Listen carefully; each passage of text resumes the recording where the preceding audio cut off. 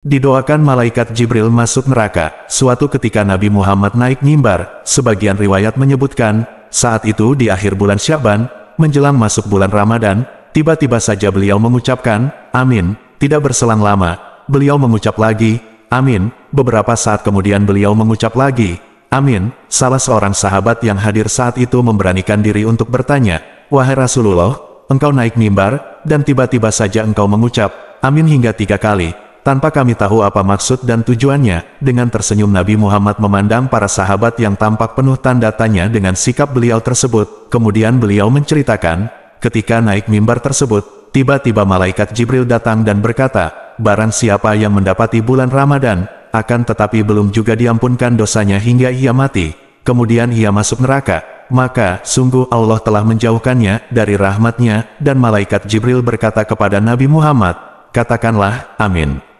Maka beliau berkata, yang didengar oleh para sahabat, "Amin." Kemudian malaikat Jibril berkata lagi, "Barang siapa yang mendapati kedua orang tuanya, atau salah satu dari keduanya, dan ia tidak berbuat baik, tidak taat kepada keduanya hingga ia mati, kemudian ia masuk neraka, maka sungguh Allah telah menjauhkannya dari rahmatnya."